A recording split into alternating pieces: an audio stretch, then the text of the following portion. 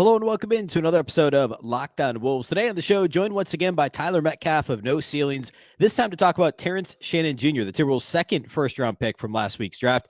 I want to start with a little bit of a mini free agency primer. The legal tampering period opened on Sunday. Talk about what the Wolves can do this week, what I think they will do, what roster spots are open. We'll cover all that off the top. Then we'll welcome in Tyler to talk about Terrence Shannon. It's all upcoming. Welcome in. You are Locked On Wolves.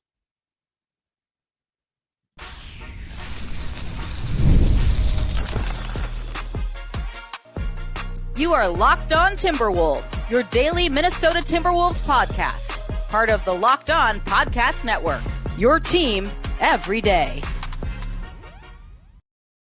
Hello and welcome to the Locked On Wolves podcast, part of the Locked On Podcast Network, your team every day. My name is Ben Beecken. I'm the host of Locked On Wolves. Today's episode is brought to us by FanDuel.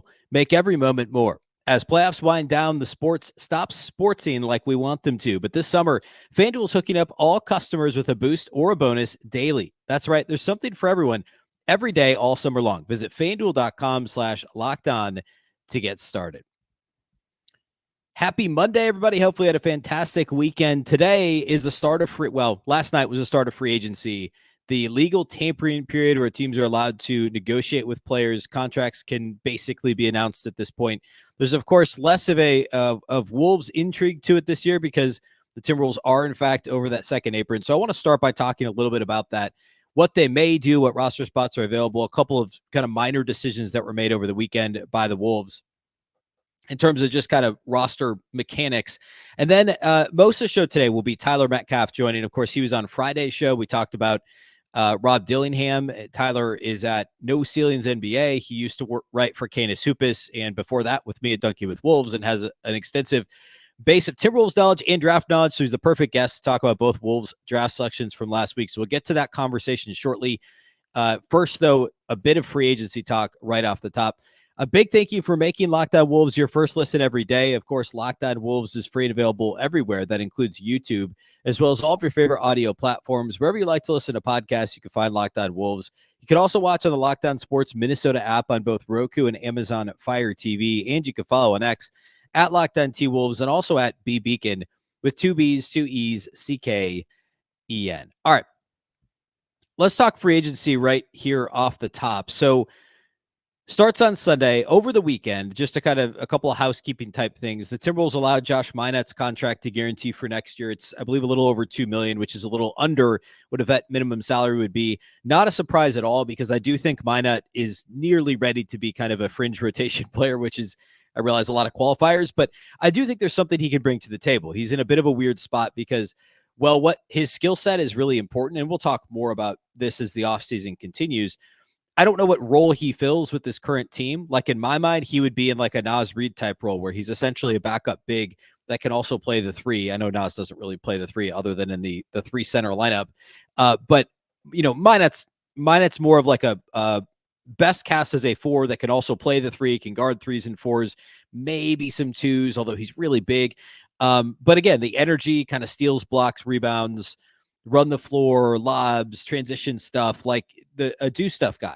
And I think he can do that effectively, but he's not better than Naz Reid, and he's not going to give you the scoring punch that Naz Reid's going to give you, and he's not going to pass, distribute, or be as solid defensively as a team defender as, say, Kyle Anderson.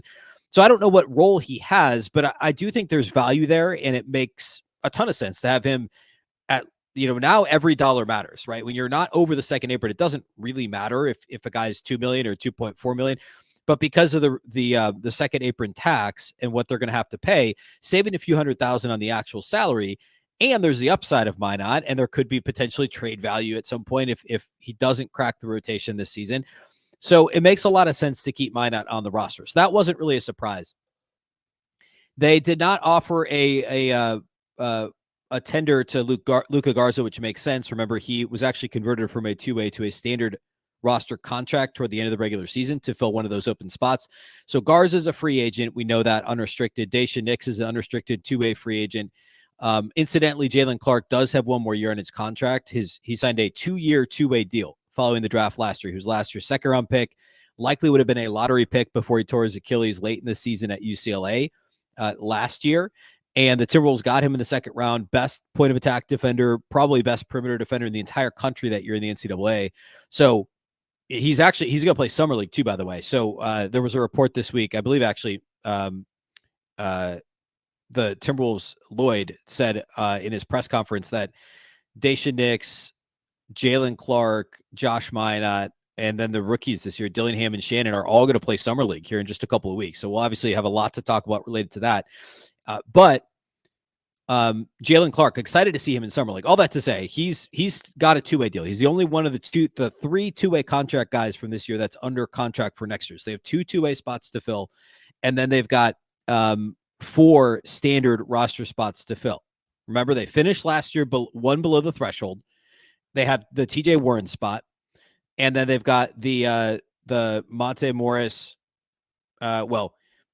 It gets confusing because, of course, they also drafted a couple guys. So I guess starting over, like Kyle Anderson, Jordan McLaughlin, Monte Morris, Luka Garza, TJ Warren are all gone. That's 5 guys. They've drafted 2. That's 3. Plus, you've got the open two-way spots.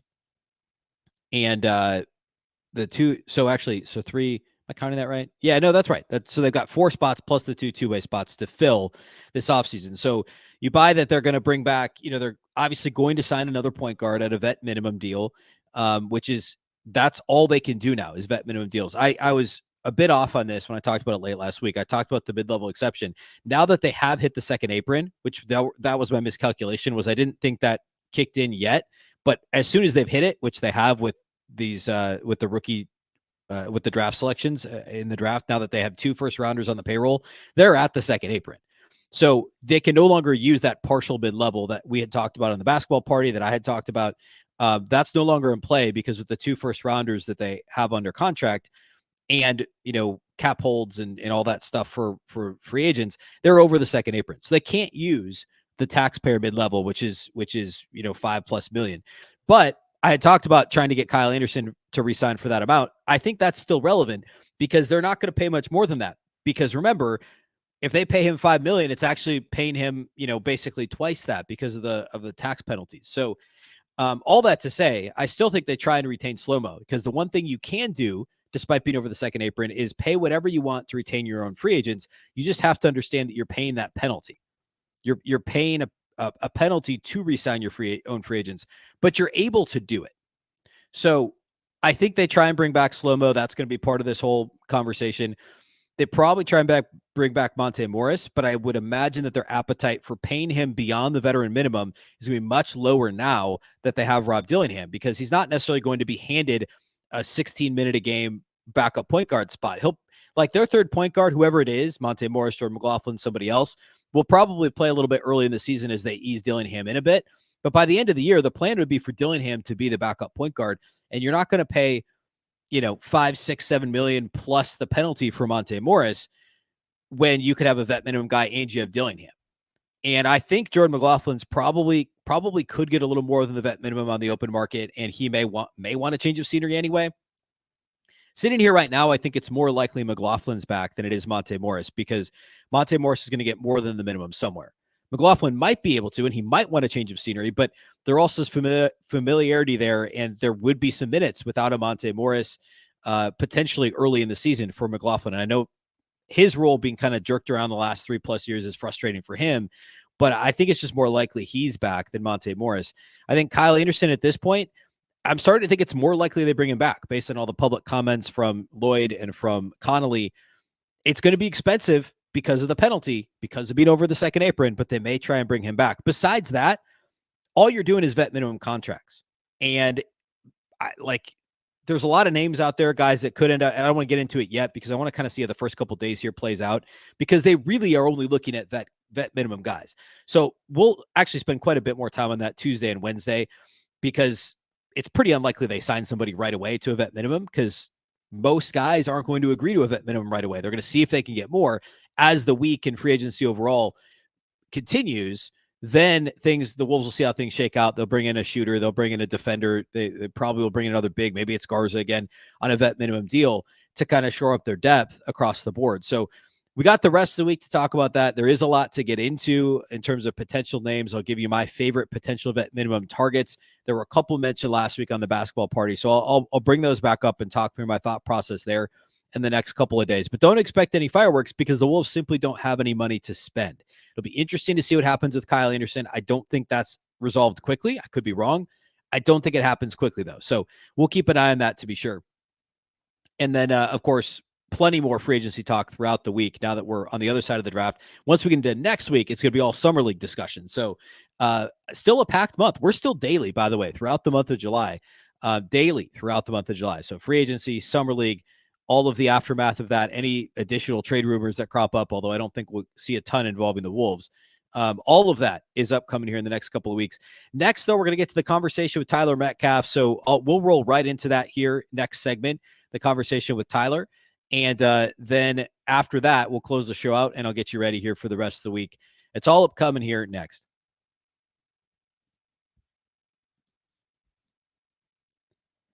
Today's episode of Locked On Wolves is brought to us by our title sponsors over at FanDuel.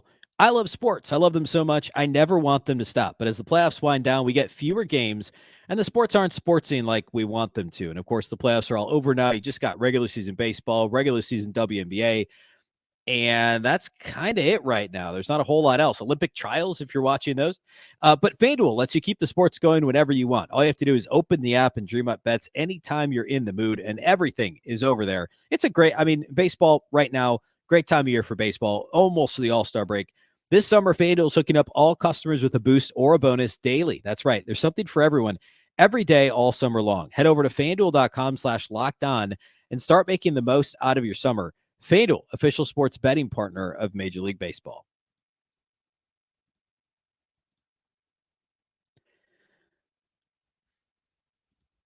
Do you watch Fox Sports or ESPN on your TV all day? If so, no doubt you have to turn down the volume because of all the shouting. Instead, make the switch to Locked On Sports today, a free 24/7 sports streaming channel programmed for you every day to bring you the biggest stories without all the screaming.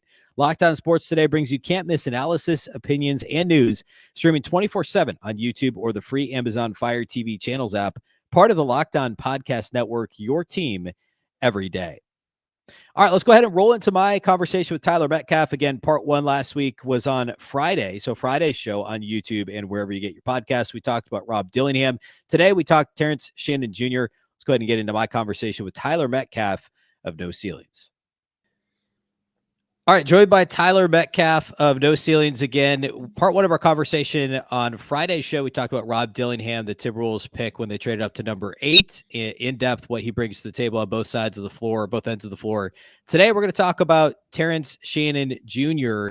The Timberwolves kept their number 27 pick in the draft. They came into it with 27 and 37. They ended with 8 and 27 and traded all the way out of the second round. The trade for number 8, I think immediately when it was announced, we all thought, hey, they're probably trading up from 27, maybe including somebody on the roster. That didn't end up being the case. They kept 27.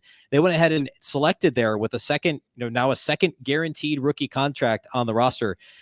So we're going to talk a little bit about Terrence Shannon. Tyler, I guess, first of all, first impressions of him as a prospect, somebody who obviously was one of the best players in the country for the first part of the year into conference play. And, slowed down a little bit, had the suspension midseason, the legal issues. But as a prospect overall, like what's kind of the first, what do people need to know about him as a prospect? Awesome athlete, got to the rim whenever he wanted and drew about 1 billion fouls all year, where I think he was averaging like 8, 9, 10-ish free throws a game. Incredible first step, some real legitimate defensive upside and potential to his game. And again, kind of similar to Dillingham, just that infusion of athleticism and downhill pressure that no one else on the team outside of Ant consistently provided. Yeah, I think my notes on him always start with he just looks the part of an NBA player, and that always helps when it comes to where you're going to get picked in the draft. He's got an NBA body. And really, like, that's the thing. It's kind of the opposite of Dillingham. He's 6'7", 6'9" wingspan almost. Seems to absorb contact well on both ends of the floor. And I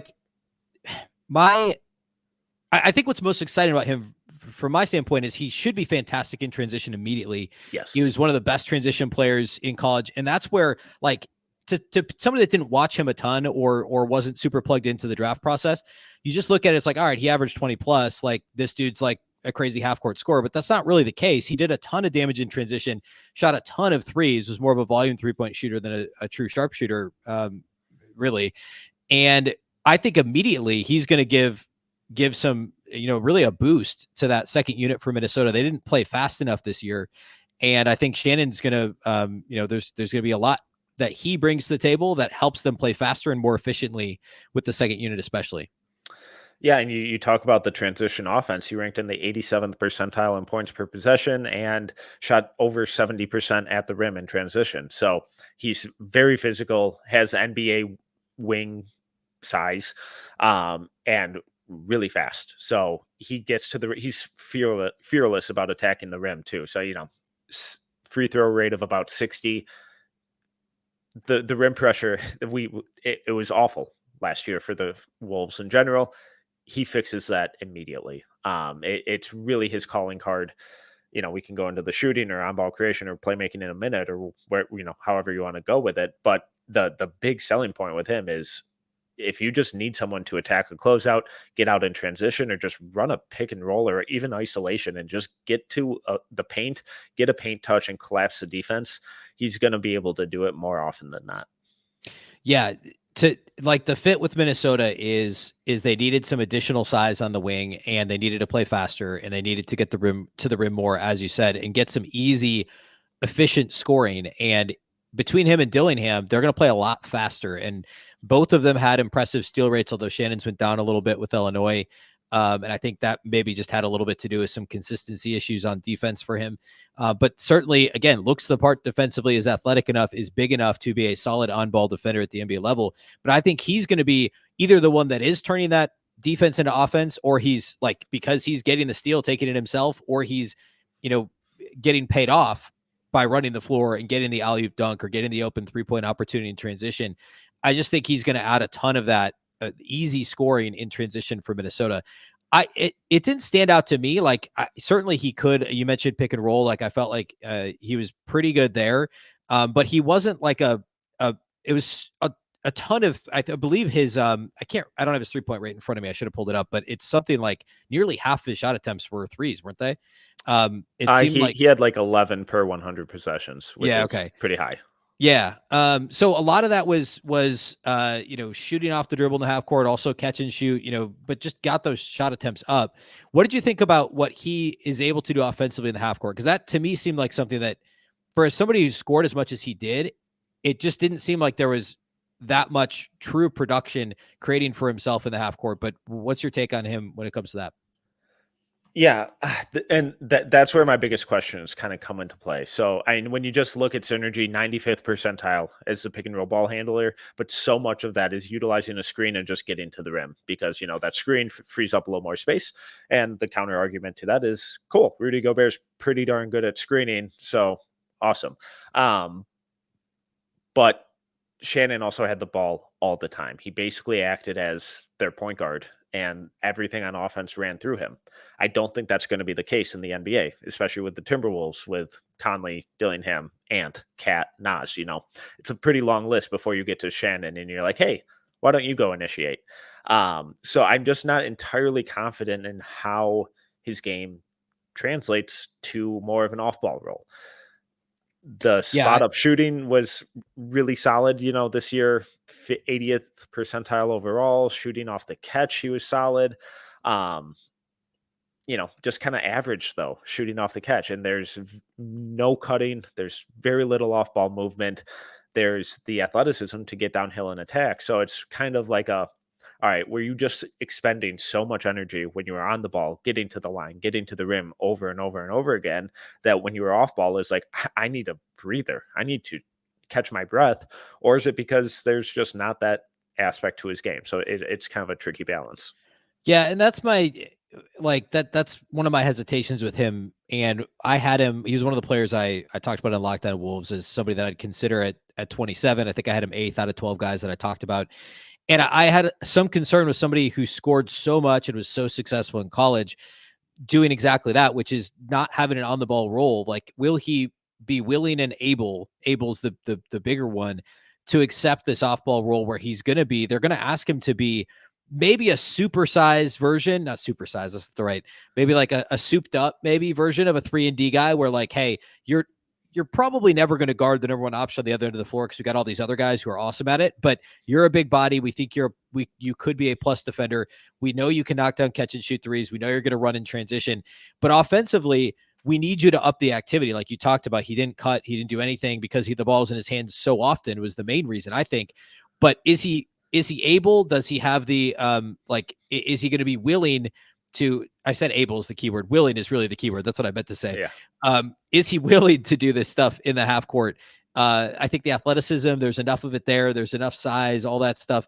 But is he going to be happy playing off the ball? And will he still give you that, the effort level? Again, I think consistency is one of the things on off the ball, offensively, but also on the ball defensively. I don't know that it was super consistent as the year we're on for Illinois either. And so some of those areas, like, is he going to be able to say, okay, I'm a role player on a really good team? Can he accept that role is a big question. Yeah. And that's kind of where I land too. My hope is that he sees how successful Nickeil has been kind of doing that same role, where so much of Nickeil's offense is now off ball. It's spotting up in the corner. It's cutting. It's being a second side creator, and then being just an absolute menace at the point of attack on defense. And once Nickeil kind of had those point guard duties stripped from his game, he was able to kind of divert his attention and, his energy resources to doing those ancillary things that aren't necessarily the sexiest or really pop in the box score, but they contribute to winning. They get you paid at the end of the day. So my hope is that Shannon kind of sees Jaden doing that. He sees Nickeil doing that, and he sees how impactful they are to the rotation by doing those things consistently. He has all the tools to do it. It's just about, all right, you've been at Illinois for 2-3 years now, running the show, doing whatever you want. Now you're going to have to take a huge step back and just be that terror of a point of attack defender like you were at Texas Tech and for, stretches at Illinois, and then cut off ball, be a second side creator, do the little things, kind of continue to hone your shooting mechanics, get out in transition. It's not always going to be the sexiest or the most joyful, but it's going to lead to winning. So my hope is that he's not necessarily a future backup point guard or anything like that, but that he can translate more into that Nickeil role, because Nickeil's probably going to be far too expensive after his contract's up for the Wolves to retain him. But if Shannon can kind of fill those shoes, then it's like, okay, this is a much more seamless transition. Yeah, and that's actually a pretty good place to close. And I'm going to put you on the spot a little bit with this related to the Wolves bench unit, but because more specific Wolves, it's related to having both Dillingham and Shannon on the roster. But you mentioned Alexander Walker and the Wolves looking ahead to next offseason, and Alexander Walker will very likely be gone. This team's got Jalen Clark on the roster. Excited to see him at Summer League. He hasn't played basketball in over a year. And so that's going to be a ton of fun. But they've got Jalen Clark. They've obviously got Dillingham now. You've got Terrence Shannon. There's also, Josh Minnett's a different player, but like he's in the mix. There's the next year thing, which is we could argue that both Jalen Clark and Shannon are both kind of being prepared to perhaps take over the Alexander Walker role, or, if Kyle Anderson comes back or something like that, maybe assume that role next year. But what do the Wolves do? Right now you've got your top 7 guys returning. Kyle Anderson, so 7 of your top 8 returning, and you've got Kyle Anderson's a free agent, and you've got obviously McLaughlin and Monte Morris a free agent. You assume Dillingham becomes one of those top 8 guys. You still need at least one more player, and really 2 that are rotation players. Maybe Shannon's one of them. When it comes to free agency for Minnesota, really only having the mid-level exception, it seems like Shannon's going to get a real shot at also at getting minutes. It may not be as much of a sure thing as Dillingham, but can they get Slobo for the mid-level exception, or is he going to, get more somewhere else, which I think is pretty likely? Or, are they looking for a point guard that's more than the vet minimum? How do you think they kind of fill out this roster? And I guess related to these young players, is it, I guess maybe that helps answer the question. Like, if you can't get Slobo for mid-level, go find somebody else, and maybe Shannon doesn't have to play right away. But what do you think the thought process is for the Wolves front office going into free agency? I'm assuming they're going to do everything they can to run it back with Kyle and bring him back. And maybe if they get Monte or McLaughlin on a minimum contract, I'd be pretty surprised if Monte comes back on a minimum. I would imagine he gets a couple million somewhere else or plus. McLaughlin maybe, just because his role has been so inconsistent in Minnesota. Doesn't another team really want to gamble on that? But I think it's really going to come down to, can they afford Kyle or not? And if not, then that kind of toolsy forward role in the rotation gets a little murkier, because I don't think Josh Minot's ready necessarily. I don't think Leonard Miller's really not ready necessarily. So what I'm not entirely sure what direction they go in, other than it's probably going to lead to a lot more minutes, or especially early in the season, for these young guys to kind of battle it out and just see who's ready, who's going to take these minutes, because Jalen Clark was one of the best defenders in his class and probably would have been a first rounder if he didn't tear his Achilles. Terrence Shannon probably would have been a lottery pick if he didn't have that legal trouble, which he was found not guilty of. So much smarter minds have better words than me on that. So, it's tricky. There's a lot of talent. There's a lot of athleticism and a lot of youth deep in this rotation, and they're just going to have to be willing to potentially sacrifice some games early in the season by letting these guys play through their mistakes and make sure that you have answered your rotation questions come January, February, March. All right. Any final words on the Wolves draft, or I guess draft nights, what they did between Wednesday and Thursday to end with at all? I thought it was a fantastic draft. I'd never really considered, I was on, I was talking with Dane Moore the other day about, just kind of going through some of their targets, and we didn't even bother talking about guys like Dillingham or McCain, because we figured it'd be a really aggressive move to jump up and it would cost a lot. Ended up not really costing all that much. I know if unprotected first round picks 7 years from now, maybe it's an awesome pick, but who cares? It's 7 years from now. Right. Their timeline's like today. So I thought this was a fantastic way to kind of circumvent some of the salary cap limitations that they have, their limitations with future draft picks. So now they're walking away with two, potential lottery top 20 talents in the same draft, and going into future years where they might not have a first round pick for a couple years. So I thought it was a great use of assets, of resources, of salary cap knowledge, and just overall roster construction to address some very specific weaknesses that kind of knocked them out of the playoffs last year. Yeah, I agree 100%. I thought it was really masterfully done by Tim Conley, and we'll see, but he's got a really, really great draft record to date. So we'll see if that continues here with the Wolves. Really appreciate it, Tyler. Appreciate you coming on the show, and make sure everybody goes to check out No Ceilings on YouTube and the blog too, right? You guys have both print and not print, but you know what I mean, blog and podcast, right? Yeah, NoCeilingsNBA.com. The vast majority of what we do is free. We do have a paid tier with exclusive articles. You get the preseason draft guide for free, discount on the draft guide, which is still for sale in case you want to read and catch up. Access to our private Discord where we share a ton of intel. And then just No Ceilings podcast, No Ceilings NBA on YouTube, Twitter, all that good stuff. Awesome. Really appreciate it, Tyler. Likewise. All right, there you have it. My conversation with Tyler Metcalf, No Ceilings NBA. Tyler does a great job, as does the whole No Ceilings crew. So go check that out on their site, on Twitter, on YouTube. Those guys do a great job covering the draft over there. So as I mentioned earlier off the top, on Tuesday, we're going to talk more free agency. If anything breaks, I'm recording this on Sunday. So if anything breaks on Monday, we'll always potential for a quick emergency pod at some point Monday evening, but likely on Tuesday's show, we'll cover anything significant that happens Monday. There's, of course, the Paul George saga, lots of free agency meetings getting set up like it's, 2013 or something. So lots to talk about surely on Tuesday's show that we'll get to.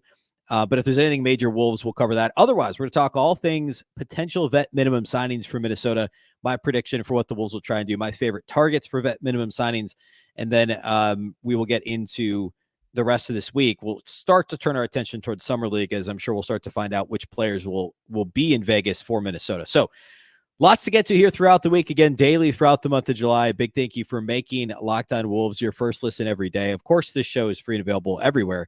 That includes YouTube as well as all of your favorite audio platforms. You can also watch on the Locked On Sports Minnesota app on both Roku and Amazon Fire TV. And you can follow on X at Locked On T-Wolves and also at Beecken with 2 B's, 2 E's, C-K-E-N. A reminder that Locked On has launched the first ever national sports 24/7 streaming channel on YouTube. And now it's also available on Amazon Fire TV in the free Fire TV channels app. Locked On Sports Today is here for you 24/7, covering the top sports stories of the day with the local experts of Locked On, plus our national shows covering every league. Find Locked On Sports Today now available on the free Fire TV channels app. Of course, the Locked On Wolves podcast is part of the Locked On Podcast Network. Remember, the Locked On Network is your local experts on all the biggest stories. Once again, I'm Ben Beecken. This is the Locked On Wolves podcast, and we'll catch you next time.